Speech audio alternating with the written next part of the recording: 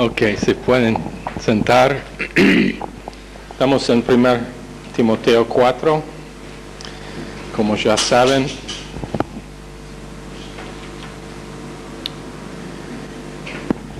Y tenemos que dar cuenta esta noche al hecho de que hay 26 formas de orgullo.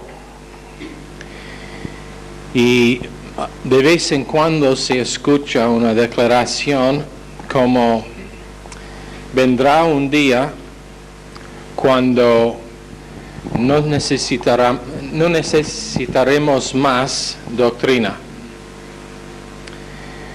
Bueno, esa declaración es simplemente la manifestación del orgullo del individuo que lo hace, porque en Deuteronomio la Biblia nos dice que nuestros hijos la tienen que estar enseñados constantemente. Cuando se levantan, mediodía, cuando comen, cuando se acuestan también, cuando están caminando, cuando estamos caminando juntos.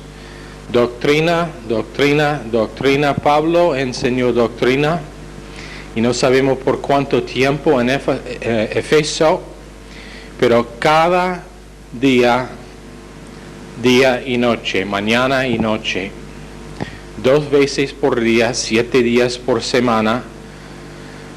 Y entonces cuando uno dice que no se necesita doctrina más, es como decir no necesita respirar más. Yo pienso que respiremos demasiado. Y la verdad es que pienso que debemos parar de respirar por el resto de esta clase, todos nosotros. No vamos, porque no necesitamos tanto el aire. Demasiado. Vendrá un día cuando no necesitaremos más el aire. ¿Sabe qué día es ese? Cuando nos pone en la tierra. Y hablando de doctrina, ese es el día cuando no la necesitamos más. Es el día cuando espiritualmente vamos a fallecer. La palabra de Dios, recibiendo, dando, inhalando, exhalando. Porque es literalmente nuestra vida. Y en este ministerio no se encuentra ni un pastor, menos que ya está apartado, que no te dije que necesita más doctrina hoy que cuando tenía 20 años. Y la verdad es que me conozco como peor pecador hoy que cuando tenía 20 años. Sé que eso es muy difícil de creer, tan precioso, tan humilde, tan angélico como soy. ¿Por qué está riéndose? Primer día en la clase y está riéndose. Pero la verdad es que si una persona es honesta, sabe que necesita doctrina todos los días, o volverá loco. El gran autor Louis Sperry Chafer, quien escribió una teología sistemática en 8 volúmenes, dijo que a veces él enseñaba un capítulo solo por 4 a 5 meses. Imagínense, todos los días enseñando en el instituto bíblico suyo un capítulo 4 a 5 meses. ¿Y sabe lo que dijo después? Que los alumnos en su instituto todavía no realmente agarraban su enseñanza. Después de que hemos enseñado capítulo 4 de 1 Timoteo, no solamente el examen final de esta clase, pero también los exámenes que tenemos cada día van a probar que no hemos agarrado lo que dice la Biblia acerca de la guerra celestial. 1 Timoteo 4:1, el Espíritu dice claramente que en los postreros tiempos algunos apostatarán de la fe, o en otras palabras, mucha apostasía. Y aquí es el principio. escuchando a espíritus engañadores y a doctrinas de demonios. No dice doctrina del diablo, porque la palabra realmente debe ser doctrinas diabólicas. No dice doctrina del diablo, pero dice doctrinas, plural, de demonios, ejércitos enteros de demonios que tienen como su trabajo la influencia del creyente para que apostatarán de la fe. Después dice, y estos ejércitos trabajando en unión por la hipocresía de mentirosos. Cada creyente quien está atrasado ha recibido una mentira. Cada creyente que se casa fuera de la voluntad perfecta de Dios para su vida ha creído una mentira, ha aceptado una mentira. Y la mentira está invadiendo el alma humana con una habilidad sobrenatural. Hay que dar cuenta al hecho de que no tratamos con fuerzas naturales, estamos hablando de fuerzas angélicas, aunque son ángeles caídos.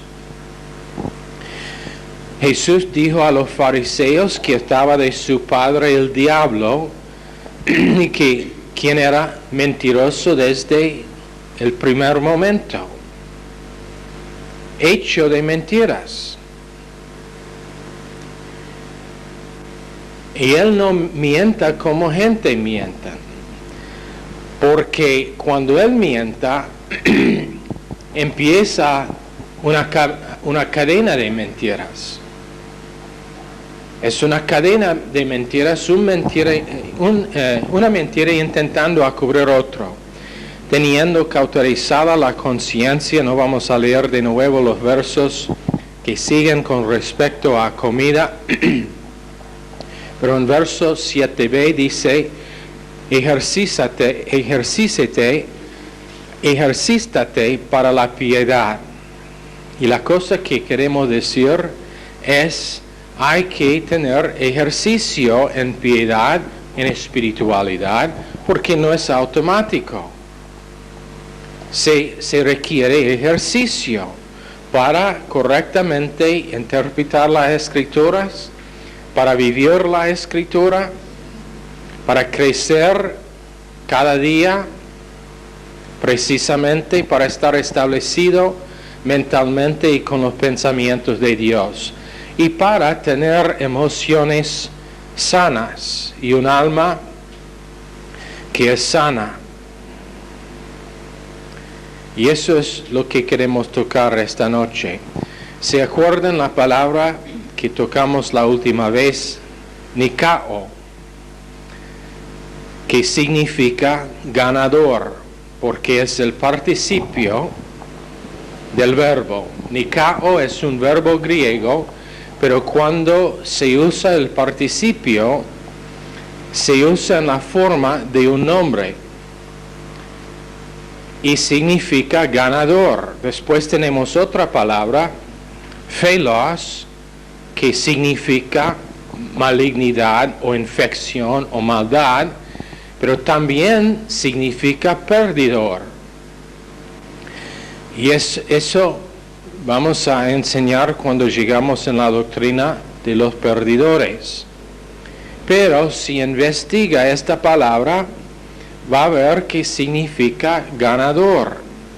Igual con que la palabra corazón no solamente significa lugar donde moran las emociones o afectos. El corazón es mucho más de solamente donde están las emociones o los afectos. Pero aunque por causa de que a veces un comentario dice o da una definición simple así, todo el mundo quiere definir una palabra o un principio simple cuando realmente tiene algo mucho más profundo que tiene que ver. Igual con el principio de Nikao y Phelos, ganadores y perdidores. Entonces, esta palabra se traduce o está traducido como nombre como ganador y significa, o podemos decir que es el vivir victoriosamente o constantemente venciendo aunque es necesario rebotar. Viviendo victoriosamente, constantemente victorioso aunque se usa o se necesita el rebotar. Hay 5 teólogos que dicen que es ganador.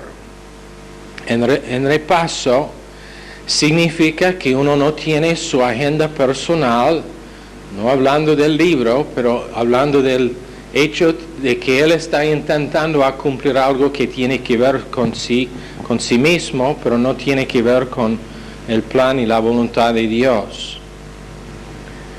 Porque no hay agenda personal para el creyente victorioso en la naturaleza adánica.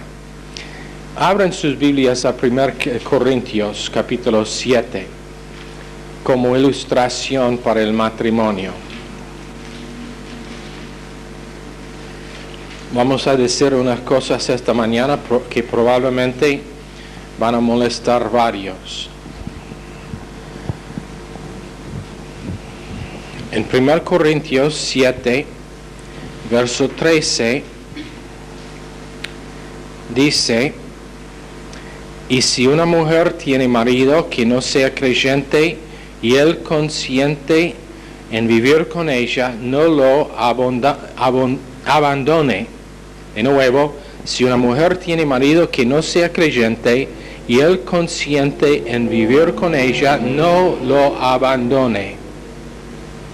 Tenemos un indicativo activo presente que significa un hombre quien es adulto, pero no necesariamente un creyente, no sea creyente, pero él es consciente o está dispuesto, y esta palabra es sunodokeo, S-U-N-E-U-D-O-K-E-O, sunodokeo, que significa continuamente produciendo la acción en la volición de pensar bien y estar de acuerdo y aprobar. Ahora, lo que significa es que él está completamente dispuesto en su libre albedrío de seguir viviendo con ella. Él es completamente dispuesto en su libre albedrío en seguir viviendo con ella y está resuelto en hacerlo.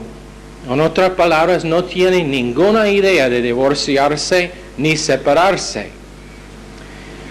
Y lo que dice es, si una mujer es salva, y él está dispuesto a vivir con ella, o en los versos que sigan, en el caso opuesto, si ella es el no creyente, pero dispuesta a quedar con el hombre, no lo abandone, dice, no lo abandone, que significa, es un mandato de no separar ni divorciar. En otras palabras, dice que este hombre no tiene ganas de divorciarse, entonces la mujer quien es creyente no tiene derecho de divorciarse. Estamos hablando de gente casado. Si alguien está juntado es otro caso, pero estamos hablando de alguien quien es casado legalmente delante del país, delante de Dios, y dice, mientras que él tiene ganas de quedarse, no hay apertura ninguna para divorciarse, no lo puede leer en ninguna otra forma. Pero ella no puede salir. Ella debe saber antes de casarse cómo está su alma.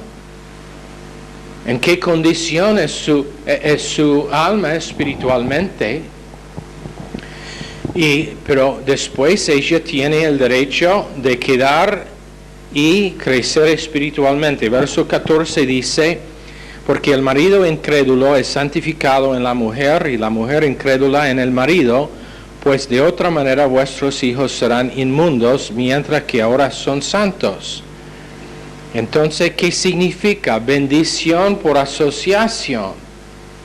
Por estar asociado hay una bendición. El hombre no salvo, aunque no es muy amable, es muy crudo y detestable, ella sigue en crecer, sigue produciendo el corazón de Dios hacia este hombre, sigue reflejando el amor de Dios hacia tal tipo.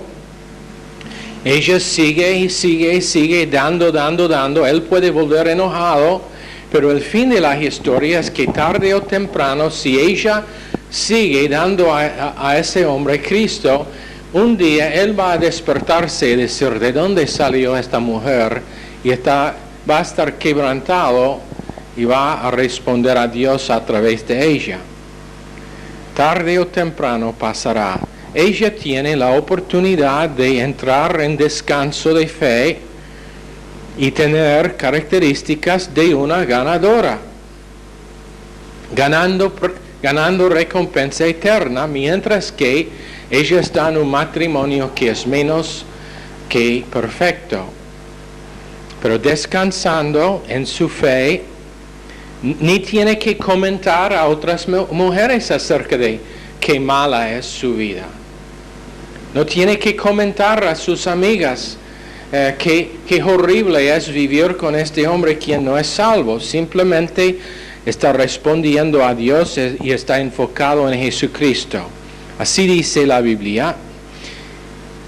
Con respecto al matrimonio cristiano de uno quien es ganador o ganadora. No buscando escape, pero buscando oportunidades de compartir la vida que ha recibido. Realmente nos gusta cuando escuchamos constantemente de la gracia y misericordia de Dios, pero es otra cosa cuando escuchamos la responsabilidad de la cruz. Lamentablemente vivimos en un día cuando aún pastores están aconsejando divorcio a los miembros de su iglesia, por causa de que no entienden ni saben muy poco lo que es que dicen las Escrituras. Divorcio para una persona quien es lleno del Espíritu Santo, menos que es por causa de proteger su vida, ni tiene oportunidad o excusa para separarse. En el caso de abuso físico puede separar para proteger la vida, pero si eso no es el caso, y dice que el hombre en verso 13 es consciente en vivir juntos con ella no tiene excusa para salir. Y no importa lo que dice, mire, cuando la Biblia dice no estar en un yugo desigual, ese es consejo para antes de casarse, no después. ¿Por qué no obedecía ese consejo antes de casarse? Ahora se usa interpretación privada para escapar de un matrimonio que es el resultado de mala decisión. Eso es el por qué enseñamos en este ministerio la importancia de ser maduro y uno que puede evaluar el estado espiritual de otra persona antes de por primera vez considerar matrimonio. Para que no para que no se encuentre en un matrimonio así. Ella sabe, esta mujer sabe que ella está allá por el propósito de bendecir a ese hombre y a sus hijos por asociación. Primero el evangelio, después madurez por medio de doctrina. Ella es embajador a un país de uno. Y lo interesante acerca de un embajador es el hecho de que recibe su apoyo, no de sí mismo, pero de afuera. El país que le envía le da apoyo. Y entonces esta persona no necesita apoyo del mundo, pero porque tiene apoyo espiritual de Dios quien lo envió en esa circunstancia. Si es el resultado de decisiones malas, entonces simplemente arrepiéntate y de ese momento y adelante puede ser usado por Dios en ministrar a un tipo que realmente no lo merece. Pero la verdad es que tú tampoco lo mereces. Entonces no significa que van a ser salvos, pero en muchos casos cuando reciben tal tipo de ministerio de la mujer, o en el caso de que el hombre es salvo y la mujer no, tarde o temprano responderán. Nosotros, viviendo en la época de lo instantáneo, queremos que respondan enseguida. Vivimos en el tiempo cuando tenemos fotos instantáneos, tenemos comida instantánea, tenemos matrimonio instantáneo y queremos también divorcio instantáneo. Y la Biblia dice que tiempo es algo que está requerido para tener calidad. En 1 Corintios 7:15, pero si el incrédulo se separa, sepárese, pues no está el hermano o la hermana sujeto a servidumbre en semejante caso, sino que a paz nos llamó Dios. Ahora tenemos una frase griega, aide o apistos korisetai. Aide o apistos korisetai. ¿Qué significa? Korisetai significa separarse, pero significa separarse y consigue divorcio. De nuevo, significa separarse y consigue divorcio. El hecho que está separado no le da el derecho de buscar el divorcio de parte tuya si usted es la persona salva. No olvida lo que significa separarse y divorciarse. En tal caso, la persona inocente tiene todo el derecho de recasarse sin culpabilidad ninguna. Y eso es, pero dice después, sino a paz nos llamó Dios. Irene es la palabra paz que significa en la esfera de paz. O en otras palabras, nuestro estado debe ser constantemente paz porque es en todos nuestros alrededores. Verso 16, porque como sabes, oh esposa, o mujer, en la traducción nuestra, si quizás harás salvo a tu marido. Y ese es el asunto. Uno nunca sabe si en algún momento tal tipo va a recibir a Cristo. Por eso no se puede separar ni divorciar, porque nunca sabe si va a responder después de 14 años, o 20 años, o 5 años en algunos casos, pero nunca se sabe qué va a pasar. Y eso es el por qué Dios dice que la mujer inocente o el hombre inocente no tiene derecho de separar y divorciarse. Y no puede probar que no van a ser salvos. Mire, si Dios podría salvar,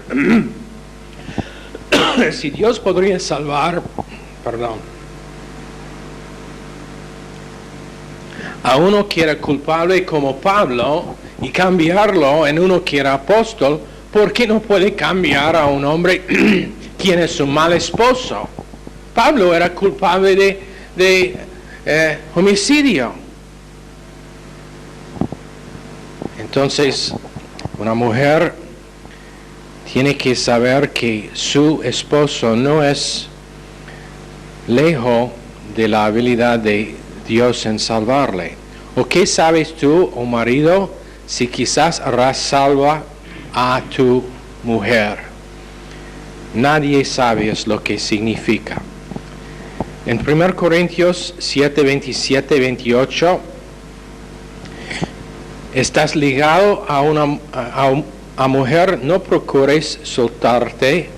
Estás libre de mujer, no procures casarte. Mas también, si te casas, no pecas. O en otras palabras, el casarse no es pecado.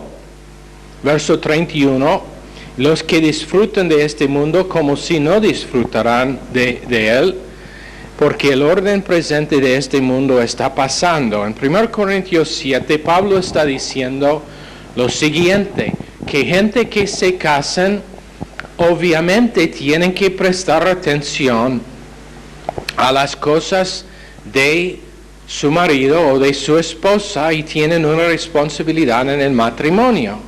En verso 32, Pablo dice, quisiera pues que estuvieses sin congoja, si el soltero tiene cuidado de las cosas del Señor, de cómo agradar al Señor.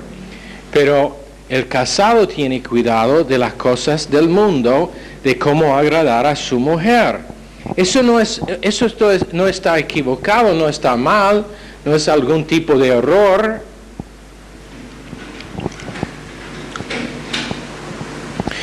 Y en algunos casos, después de ser casado, una persona puede ser espiritualmente más productiva. Entonces, no está diciendo Pablo que es algún tipo de pecado en casarse. Simplemente está diciendo que tiene que decidir de antemano si esta unión es de la voluntad de Dios o no, y si va a ser para ambas personas productivo espiritualmente, y si juntos ellos pueden servir mejor al Señor. Muchas veces, gente cuando son muy joven, empiezan a ser parejas, y después empieza la relación y están distraídos, no pueden prestar atención a sus estudios, todo lo sentimentalismo es lo que los controla. Y cuando digo jóvenes, pueden ser de 30, 40, 50 años y todavía tener las emociones de un joven. Eso es el por qué enseñamos que una persona no debe casarse, ni debe hacer pareja antes de que está seguro que puede elegir correctamente. Y Pablo dice que estas cosas pueden ser distracción. Eso es lo que pasa. No sé cuántas veces una persona llega en el instituto bíblico, tiene buenas ganas de cumplir su educación en las escrituras y en poco tiempo está haciendo pareja con una chica, y antes de cumplir su educación, casado, tienen hijos, antes de que ni él ni ella son maduros espiritualmente. Todavía necesitan tener cambiados sus pañales espirituales, porque espiritualmente todavía son nenes. No están de condición para casarse. Y lamentablemente se casan no por causa de que están considerando lo que es la voluntad de Dios en el asunto, pero todo es físico, todo es emocional, todo es lo visible, todo es lo tocable, todo es lo sentible. Cuando ese cuerpo un día va a sufrir, va a venir la noticia de que tiene un cáncer o que es cojo por causa de algún tipo de enfermedad, van a llegar las arrugas y todo eso pasará. Entonces, si la persona no tiene contenido del alma que es espiritual, ¿por qué quiere estar juntado con tal tipo por el resto de su vida? Si tiene 20 años, 25 años, te digo una cosa, un padre que deja que sus hijos viviendo en casa con 15 años, 17 años, tiene un novio, es un padre que no está instruyendo a sus hijos correctamente. No me importa si culturalmente es aceptable o no. No hay motivo para ser pareja, para tener novio, menos que tiene intención de casarse. Y cuando uno tiene 16 años, 15 años, 14 años, ni sabe poquito si quiere casarse con una persona, no tiene idea de lo que sea el llamamiento de Dios para su vida. Entonces no tiene ningún derecho en hacer pareja con nadie. Espero que eso es claro. Si piensa que vamos a cambiar nuestra opinión que es doctrinal por causa de culturalmente, por el tiempo de que uno tiene 18 años, es casi casado, es equivocado. Siempre estará así. Si no le gusta, bueno, hay un montón de otras iglesias que le dejan hacer pareja cuando tiene 15 años, tienen sus bailes allá en el subsuelo de la iglesia, donde puede ir siendo creyente por profesión, teniendo su novio o novia. En esta iglesia no pasará. Enseñaremos como dicen las Escrituras. Está diciendo, si uno es joven y se involucra en la distracción de una relación, no puede agradecerse al Señor. Tan simple como eso. Mientras que no tiene contenido del alma, no importa si la relación a todo el mundo parece precioso, si no hay contenido del alma, no tiene derecho ninguno en casarse y es contra la voluntad de Dios.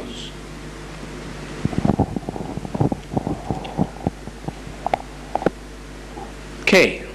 ¿Somos algún tipo de secta que decimos que es ilegal casarse o tener hijos? No, simplemente que debe saber lo que es que está haciendo. Posiblemente no le gusta oír este tipo de enseñanza, lo van a oír, o pueden cortar las hojas de su Biblia y buscar otra iglesia. Ahora,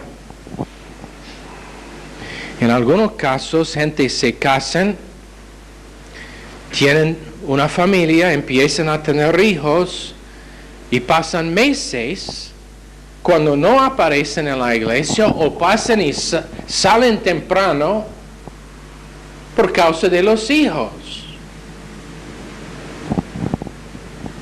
¿Qué? ¿Pensamos que Dios es a favor de eso? ¿Es mal? ¿Es algún tipo de pecado tener hijos? Por supuesto no. Nadie acá estaríamos aquí sino por el hecho de que nuestros padres decidieron tener hijos. Pero la cosa que estamos diciendo es que en el tiempo en que vivimos debemos decidir y saber qué es la mente de Dios antes de tener hijos. Si quiere hacer ¿qué es la palabra para survey?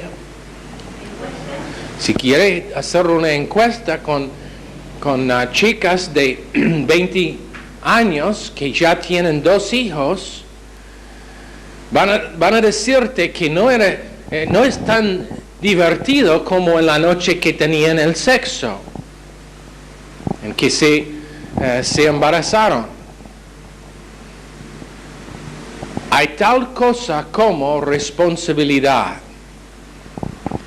Y la verdad, vamos a repetir de nuevo, la verdad es que la mayoría hoy en día, la mayoría de gente no tienen responsabilidad para criar una familia. Tiene que decir, yo quiero la voluntad perfecta de Dios y no lo que es aceptable culturalmente o en la familia mía. Abuelas preciosas como son, no tienen derecho en animar a sus nietos en tener hijos cuando puede ser que no es la voluntad de Dios. Mejor morir y ir al cielo sin nietos que animar a un nieto a un hijo tener familia cuando no es la voluntad de Dios. Porque hay tal cosa como la silla bema. donde uno estará juzgado con respecto a sus decisiones por gracia. Si Dios le dice tener hijos, perfecto, perfecto. Y nadie va a cuestionar sus motivos o si está guiado por Dios. Siempre es un ánimo cuando tenemos miembros nuevos en la iglesia. Si son demasiado joven para apreciar el culto, está bien, un día lo van a apreciar. Pero aseguren que es la voluntad de Dios. Ese es ejemplo de lo que significa tener agenda privada. Agenda privada. Sí, yo serviré al Señor cuando me da un esposo. No puedo servir, sé que necesito una cobertura. Ya tiene una cobertura. Se llama su pastor, se llama su padre en el caso de chicas solteras. Se llama Jesucristo, quien ya es su esposo antes de casarse con un hombre. Y si el hombre no refleja la naturaleza de Cristo, mejor quedar soltera. La vida casada tiene sus responsabilidades. Si la persona dice, bueno, yo no puedo, ¿qué es que dice Filipenses 4:13? Todo lo puedo en Cristo. ¿Así dice en su Biblia? Todo lo puedo en Cristo. No es tan divertido cuando estamos hablando de algo que uno quiere hacer. Mi Dios pues suplirá todo lo que os falta. Pero en vez de eso, uno escribe, Dios es mentiroso, todo no lo puedo en Cristo. O, en vez de eso, pone limitaciones al Señor porque no suplirá todo lo que me falta. 2 Corintios 9:8. Poderoso es Dios para hacer que abunde en vosotros toda gracia, a fin de que teniendo siempre en todas las cosas todo lo necesario abundáis para toda buena obra. Qué chiste escribimos al lado de ese verso, porque no lo creemos. Y después, ¿qué pasa?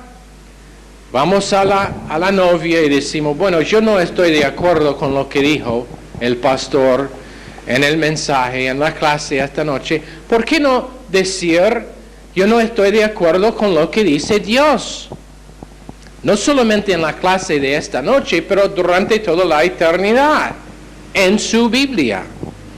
Ahora, no debemos tener el punto de vista de Adán. No es solamente el punto de vista humana, pero punto de vista adánica, porque yo puedo tener un buen punto de vista en Adán, pero todavía es Adán. Puedo ser positivo, pero es adánico. Puedo tener una buena confesión, pero todavía es Adán. El creyente victorioso número 3 no vive en las emociones de Adán.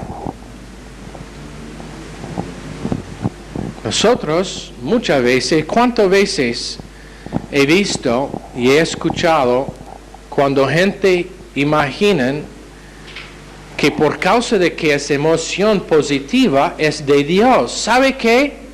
Uno puede vivir constantemente en sus emociones, aunque es positivo, aunque es gozoso, aunque tiene buena confesión, todavía está viviendo en las emociones.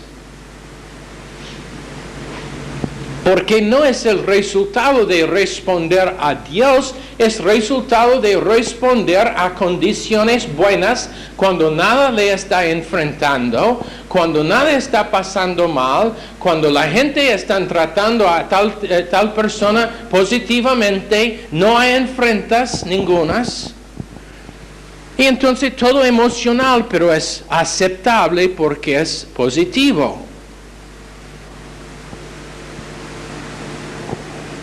Si no sale del llenamiento del Espíritu Santo, de la palabra de Dios, del hecho de que he tomado una cruz para que mi respuesta saldrá no de mí, pero de Cristo en mí, es sentimentalismo. No sé por qué gente tiene temor de justicia cuando Dios la da. Dios nos da justicia, primero justicia imputada, después justicia impartada por medio de la palabra de Dios. Si no entiende la diferencia, es simplemente lo siguiente. Primero, en el momento de salvación, uno está justificado por Dios, considerado igual con Dios en su justicia antes de que tiene justicia personal, pero por medio de la internalización de la palabra de Dios va siendo impartada para que realmente es mía.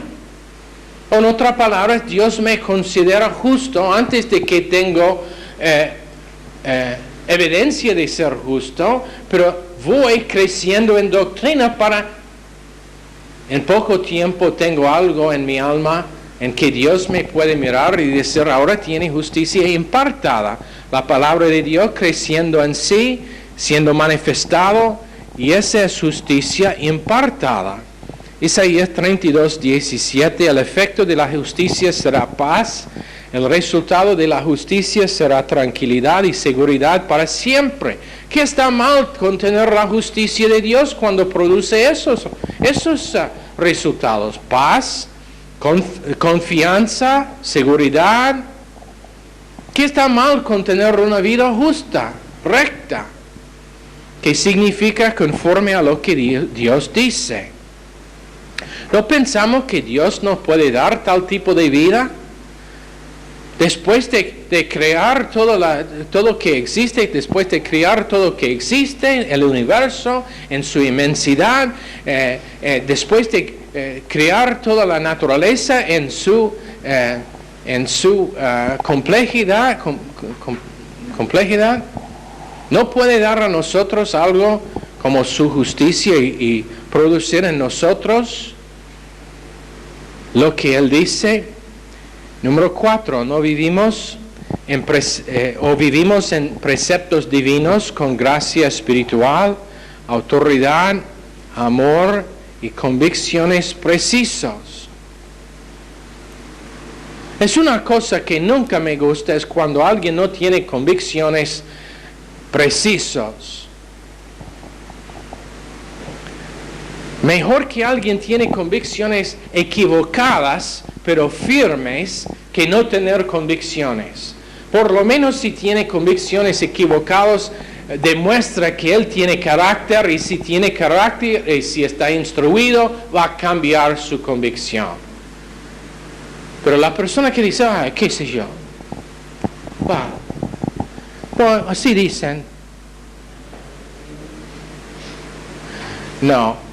En este instituto, antes de que uno se gradúa, vamos a saber si tiene convicciones o no. Aunque puede ser que no rinda bien en los exámenes, vamos a saber. ¿Sabía que nosotros evaluamos alumnos en el instituto? ¿Tenían esa idea una vez? Evaluamos. No juzgamos, pero sabemos dónde están porque tenemos esa responsabilidad. Estamos encargados con la responsabilidad de hacer discípulos, de entrenar, de producir gente que tienen convicciones, y entonces evaluamos si eso realmente está pasando. Y la nota final será basada no solamente en cómo hiciste en los exámenes,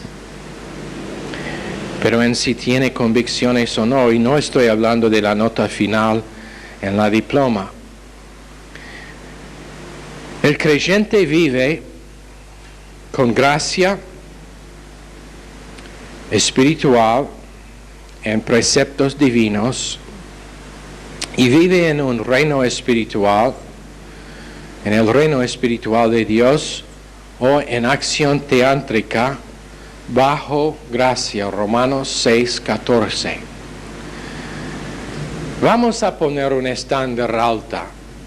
Vamos a poner reglas imposibles al hombre humano, al hombre natural, al hombre adánica. Vamos a tener ganas de que uno va más allá de donde está en este momento. Vamos a tener un deseo para que gente crezca en toda área de su vida, pero siempre con el entendimiento que es bajo gracia. Colosenses 1:13, trasladado al reino de su amado Hijo, que en 1 Corintios 4:20 no consiste en palabras solamente, pero el poder de un reino, el Padre, Hijo, Espíritu Santo y doctrina en categorías que forman un gobierno dentro de sí, que gobiernan sus emociones, que gobiernan su mente, sus pensamientos, que gobiernan su libre albedrío en sus decisiones, que gobiernan su autoestima, que gobiernan sus convicciones, su conciencia y su autoconciencia. No tiene que tener que siempre estar alguien mirando sobre el hombro para portarse bien, porque tiene ahora un reino dentro, un gobierno dentro que gobierna en toda parte de su alma. Entonces está estabilizado, bajo las presiones más profundas que hay por la manera en que piensa con Dios. Estabilidad que se produce por pensar correctamente con Dios. Y es por doctrina. Isaías 33:6. Reinarán en tus tiempos la sabiduría y la ciencia. Sabiduría es una palabra hebrea, chokmah, C-H-O-K-M-A-H, que significa que no tiene solamente conocimiento, pero la aplicación y resulta en apropiación experimental. En otras palabras, no solamente tengo información, pero sé cómo poner en práctica lo que es que tengo para información, y el resultado es que tengo una experiencia que está cambiada. Después tenemos la palabra ciencia, que es da'ath, D-A-A-T-H, da'ath, que significa que tenemos todo entendimiento necesitado para dejar que Dios toma lo que es que conozco y produce sí mismo a través de mí. De nuevo, tengo todo el entendimiento que necesito para dejar que Dios usa el conocimiento que tengo para producir sí mismo en mí. Después tenemos la palabra estabilidad. Cuando dice reinarán en tus tiempos la sabiduría y la ciencia, realmente dice estarán la sabiduría y la ciencia, estabilidad en tus tiempos. Y la palabra estabilidad es emuna, E-M-U-W-N-A-H,